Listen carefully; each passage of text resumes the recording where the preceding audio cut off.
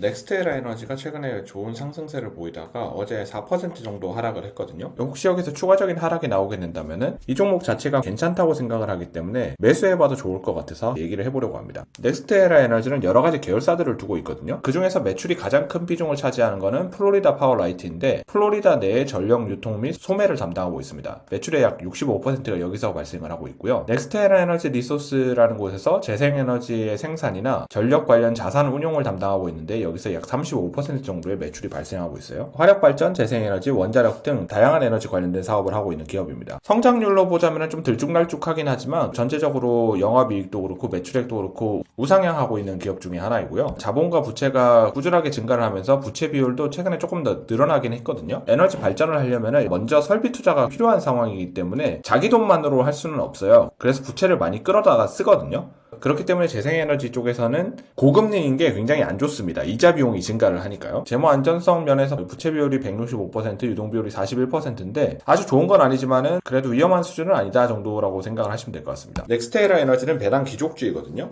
현재 배당률이 2.5% 정도 되는데 작년에 주가가 꽤 많이 빠졌었기 때문에 그때는 한 3.7%까지 배당률이 올라가기도 했어요. 현재는 주가가 많이 상승하면서 배당률도 좀 떨어진 상태입니다. 그래도 이전보다는 조금 높은 상태에서 유지가 되고 있죠. 배당 성장률은 연 10% 정도 되거든요. 34년째 연속 배당을 하고 있는데 그중에서 28년 연속 배당 성장을 해왔고 3년, 5년, 10년 평균으로 봐도 연평균 한 10% 정도의 배당 성장이 이루어지고 있습니다. S&P 500과 토탈 리턴을 비교해보자면은 23년 이전까지만 해도 꽤 괜찮은 모습을 보이고 S&P 500을 잘 따라가는 모습을 보였거든요. 그런데 23년부터 S&P 500은 치고 나가는데 넥스트에라 에너지는 주가가 하락하기 시작하면서 둘 사이의 간격이 굉장히 커졌습니다. 작년 연말부터는 다시 주가가 상승하는 모습을 보이면서 어느 정도 흐름을 맞춰가고 있긴 하지만 여전히 그 차이는 메우지 못하고 있는 모습이죠. 이렇게 부진했던 이유는 고금리 기조가 계속 유지됐기 때문이거든요. 아까도 얘기했듯이 에너지 사업을 하려면 대규모 자본 조달이 필요한데 금리가 좀처럼 내려가지 않았잖아요. 고금리 기조가 계속 유지된다는 얘기가 나오니까 주가 역시 부진했던 모습을 보인 거죠. 그러다가 작년 12월부터 금리가 내려갈 거다라는 얘기가 나오기 시작했거든요. 본격적으로. 그러면서 주가가 반등하는 데 성공했습니다. 거기다가 작년 10월 달에 주가가 급격하게 한번 하락한 적이 있었는데 그때는 매출의 가장 큰 부분을 차지하고 있던 플로리다 파워라이트가 최근 성장세가 둔화되었다는 그런 우려가 나왔기 때문인데 이 전망에 대해서는 아직 의견이 분분한 것 같아요. 최근으로 보자면은 분명히 S&P 500보다 토탈 리턴이나 프라이스 리턴 면에서 안 좋은 모습을 보이는데 최근 10년을 기준으로 보자면은 프라이스 리턴이나 토탈 리턴에서 모두 S&P 500을 넘어서는 모습을 보이고 있거든요. 이자 부담으로 인해서 최근 주춤한 모습을 보이고 있긴 하지만 금리가 좀 인하되고 이자 부담에서 벗어나게 되면은 S&P 500을 아웃퍼폼할 수 있는 기업이 아닐까 싶습니다. 지금 4% 정도 하락한 이유는 2조 원 규모의 자금 조달을 한다고 밝혔기 때문이에요. 새로운 에너지 프로젝트와 빚도 좀 상환하고 여러 가지에 필요한 자금을 조달한다고 했는데 3년 내에 보통주를 매입하는 조건으로 주식 연계 증권을 발행을 했거든요. 이게 어느 정도 규모냐면 현재 발행 주식 수가 한 20억 주 정도 돼요. 액면가 $50를 기준으로 15억 주면 3천만 주 정도 되거든요.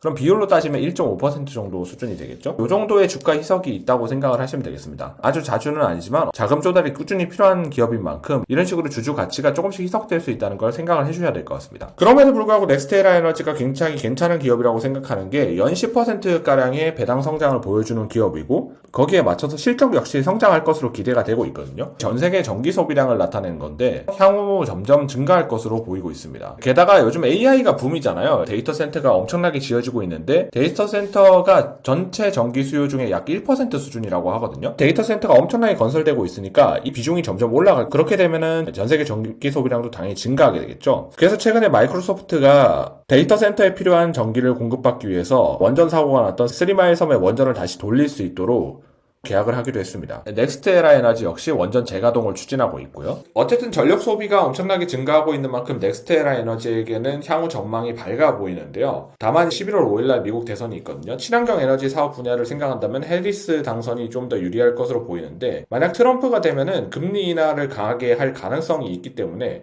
이 부분에 대해서는 아직 정확하진 않지만 만약 금리 인하가 강하게 이루어진다면은 이 부분도 나쁘진 않을 것 같습니다. 하지만 현재 경제 상태로 봐서는 금리 인하를 하게 되면 물가가 다시 튀어오르면서 인플레이션이 발생할 가능성이 높기 때문에 금리 인하가 실제로 강하게 이루어질지에 대해서는 의문이긴 하네요. 어쨌든 최근 몇 년 동안에는 S&P 500을 언더퍼폼 하긴 했지만은 장기적으로 봤을 때는 모아가기 괜찮은 종목이 아닌가 싶습니다.